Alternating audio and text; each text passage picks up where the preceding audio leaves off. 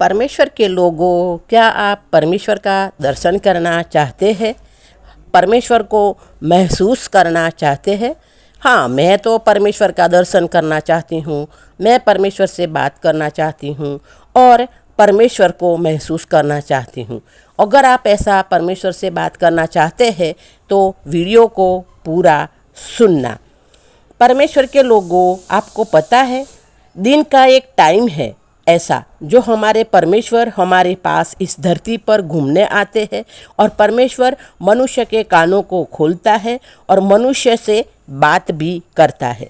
परमेश्वर किस समय स्वर्ग से धरती पर आते हैं और मनुष्य से बात करते हैं, इसलिए हमें बाइबल के समय को देखना होगा। दिन का 24 घंटा है, पर यहूदियों ने 2 हिस्से में बांटा है, सुबह के 6 बजे से शाम के 6 बजे तक और रात के 12 बजे यानी शाम को 6 बजे से सुबह 6 बजे तक। जब रोमन सरकार ने यरूशलेम का कब्जा किया तो यहूदी लोगों को रोमन सरकार के हिसाब से चलना पड़ा और रोमियों ने समय को 4 पहर में बांटा हुआ था। 4 पहर में इन्हें 4 पहर में 1 पहर में परमेश्वर धरती पर घूमने आते। 4 पहर में बांटा था, उसमें से 1 पहर था जिसमें परमेश्वर धरती पर घूमने आते थे, अपने लोगों को मिलने आते थे। रात का पहला पहर यानी शाम 6 बजे से रात को 9 बजे तक, रात का दूसरा पहर यानी रात के 9 बजे से रात के 12 बजे तक और तीसरा पहर यानी रात के 12 बजे से दिन सुबह के 3 बजे तक और फिर चौथा पहर सुबह 3 बजे से सुबह 6 बजे तक होता था। बाइबल हमें बताती है प्रभु यीशु रात के चौथे पहर पानी पर चलकर अपने शिष्यों के पास आए थे, यानी पानी पर चलने से पहले परमेश्वर पहाड़ पर प्रार्थना कर रहे थे। प्रभु यीशु भी रात के चौथे पहर ही प्रार्थना करते थे। पहले और दूसरे पहर में प्रार्थना क्यों नहीं करते थे? क्योंकि परमेश्वर रात के चौथे पहर में स्वर्ग से धरती पर आते थे। यहूदी लोगों को ये सिखाते हैं कि सूरज निकलने से 2 घंटे पहले परमेश्वर इस धरती पर घूमने आते हैं और जो कोई उस समय प्रार्थना में होता था या परमेश्वर के वचन को पढ़ते होते थे या परमेश्वर की स्तुति आराधना करते होते थे तो उसे विशेष दर्शन, ज्ञान और समझ और आशीष मिलती थी, वो परमेश्वर उनको देते थे। तो यहूदियों को ये सिखाते थे। क्या हमें इनकी शिक्षा में ध्यान देना चाहिए? सिर्फ यहूदी रब्बी ही नहीं, पर बाइबल में भी परमेश्वर इस धरती पर आते हैं ऐसा लिखा हुआ है। हाँ, परमेश्वर इस धरती पर आते हैं ऐसा लिखा हुआ है, जो हम आगे को देखेंगे।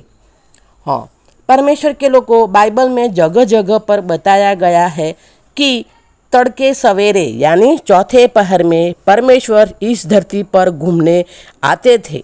आपको पता है, यरदन का बाग धरती पर था और परमेश्वर ने आदम को यरदन के बाग में रखा था और बाइबल बताती है हर सुबह चौथे पहर परमेश्वर आदम से और हवा से मिलने इस धरती पर यानी यरदन के बाग में आते थे और आदम और हवा से बात भी करते थे, उनके साथ बात भी करते थे।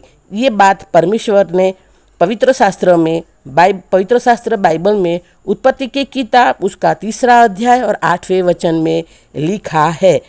तब यहोवा परमेश्वर जो दिन के ठंडे समय वाटिका में फिरता था, उसको शब्द उनको सुनाई दिया। ये परमेश्वर का वचन बताता है कि रात सुबह ठंडे पर परमेश्वर पिता आदम और हवा को यरदन की वाटिका में मिलने आते थे, यानी धरती पर अपने लोगों से मिलने परमेश्वर आते हैं। बाइबल में निर्गमन की किताब उसका 14वां अध्याय और 24 आयत, और रात के अंतिम पहर में यहोवा ने बादल और आग के खंभे में से मिस्रियों की सेना पर दृष्टि करके उन्हें घबरा दिया और उसने उनके रथों के पहियों को निकाल डाला, जिससे उनका चलना कठिन हो गया।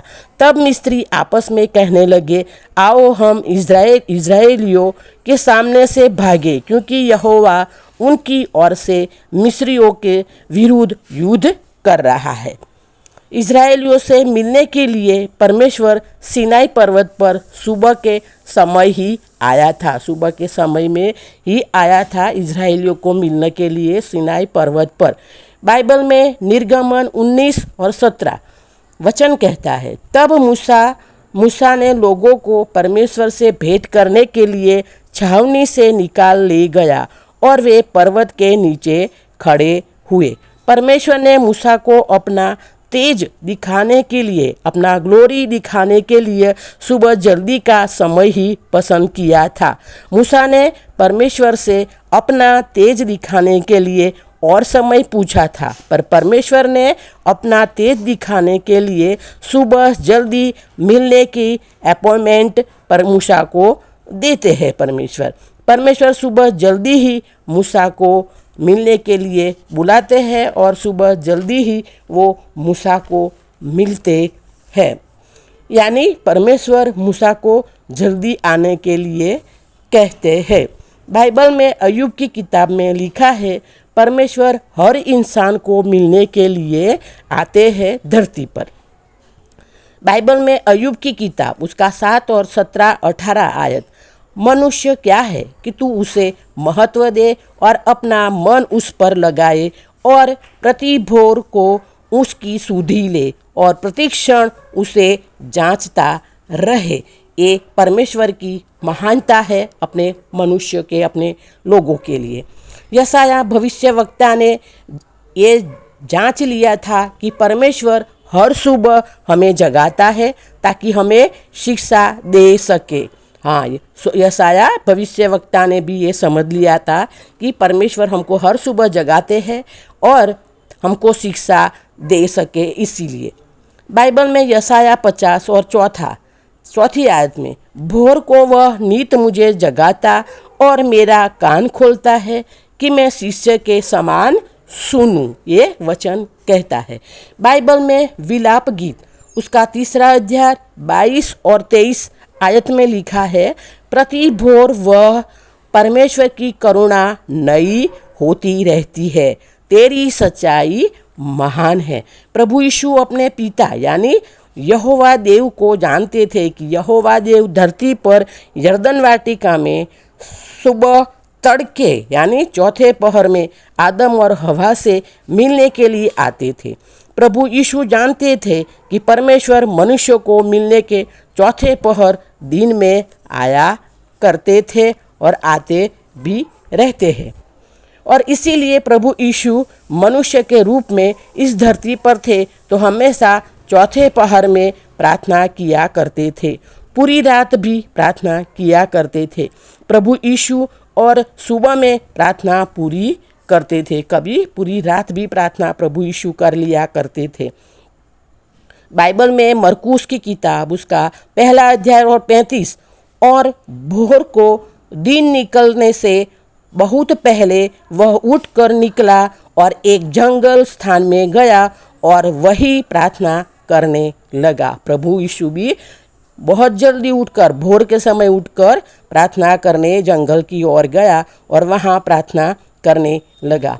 जब परमेश्वर ने शमूएल को पहली बार बुलाया और भविष्यवक्ता के स्थान पर उनको नियुक्त किया, तब वो समय भी चौथे पहर का था, यानी तड़के सवेरे का समय था। जब शमूएल को पहली बार बुलाया तो वो भी समय तड़के पहर का था, चौथा पहर का था। इसके बारे में पहले शमूएल अध्याय 3 में और 4 आयत में लिखा है, जो हम पढ़ सकते हैं। ऐसे देखो तो कोई बात नहीं कौन सा देश है या कौन सा देश में हम रहते हैं, आप अपने देश का लोकल स्थानिक समय सुबह के 3 से 6 बजे के बीच में परमेश्वर उस देश, उस नगर, उस शहर में परमेश्वर मनुष्य को, अपने लोगों को, अपनी संतान को मिलने के लिए आते हैं। जैसे जैसे पृथ्वी घूमती है वैसे ही परमेश्वर की हजूरी घूमती है। हमारा कौन सा देश है, हमारा कौन सा नगर शहर है, वो कोई मायने नहीं रखता। हमारे देश के हिसाब से, हमारे शहर नगर के हिसाब से हमारा जो चौथा पहर बनता है सुबह 3 से 6 बजे का, उसमें हमें प्रार्थना करनी चाहिए हमारे देश के समय के हिसाब से। क्योंकि जैसे जैसे पृथ्वी घूमती है वैसे हमारे परमेश्वर की हजूरी भी घूमती रहती है। अगर आप परमेश्वर को मिलना चाहते हैं, हाँ, अगर आप परमेश्वर को मिलना चाहते हैं, परमेश्वर का दर्शन करना चाहते हैं, परमेश्वर में बढ़ना चाहते हैं, और आप मुश्किल में हो, परेशानी में हो, शादीशुदा जिंदगी में हो, आपकी बिजनेस में हो, आप आपकी जॉब में हो, आपके घर परिवार में हो, तो एक बार रात की प्रार्थना, स्तुति आराधना सुबह 3 बजे से 6 बजे, 3 से 6 यानी 3 से 6 के समय में बीच में प्रार्थना स्तुति आराधना जरूर करें। हाँ, आप कोई भी शहर, कोई भी नगर, कुछ भी हो, लेकिन सुबह का 3 से 6 में आप किसी भी मुश्किल में हो, कौन से भी देश में हो, लेकिन उसके हिसाब से आप प्रार्थना करें। प्रभु यीशु की ज़िंदगी ही सबसे बड़ा हमारे लिए सबूत है। हाँ, प्रभु यीशु की ज़िंदगी ही सबसे बड़ा सबूत है। परमेश्वर अपने लोगों को चौथे पहर में अर्ली इन द मॉर्निंग, हाँ, अर्ली इन द मॉर्निंग मिलने आते थे। वे समय प्रार्थना करने का, स्तुति आराधना करने का जो परमेश्वर की ओर से होता है, वे आपके साथ समय बिताना चाहते हैं, इसीलिए आपको उठाता है। और इस समय आप उठकर अपनी नींद पर काबू पाकर प्रार्थना में बैठ गए तो आप देखेंगे कि आपकी ज़िंदगी में बड़े बड़े बदलाव आएंगे, बड़े बड़े चमत्कार होंगे और प्रभु आपको आशीषित करेंगे।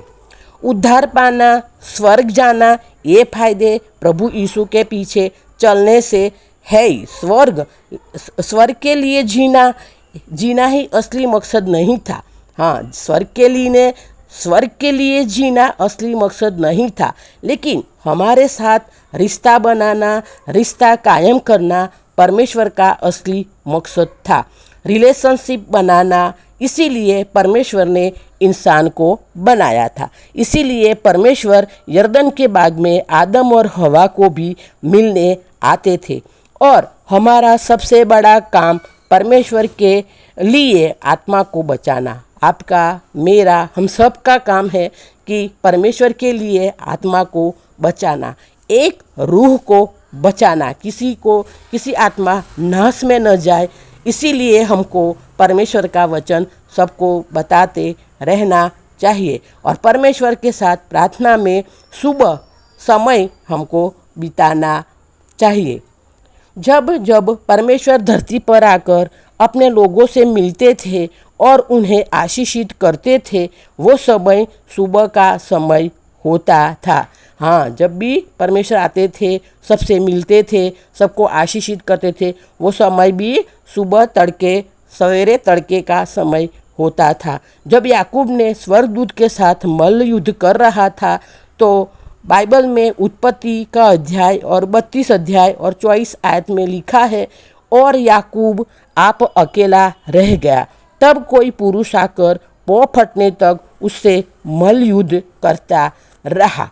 तो परमेश्वर के लोगों, हमें परमेश्वर को मिलना है, परमेश्वर से बात करनी है, परमेश्वर के दर्शन करना है, तो हमें सुबह रात के 12 बजे से लेकर सुबह 6 बजे के समय हम परमेश्वर की स्तुति आराधना करें, परमेश्वर की प्रार्थना करें और परमेश्वर के वचन पढ़े, तो हमें परमेश्वर हमारे जीवन में बदलाव तो लाएगा ही लाएगा, हमारे जीवन को आशीषित करेगा ही करेगा, हमारे परिवार को भी आशीषित करेगा, हमारे परिवार के सारे सदस्यों को भी आशीषित करेगा और हमसे बात भी करेगा और परमेश्वर का दर्शन भी होगा।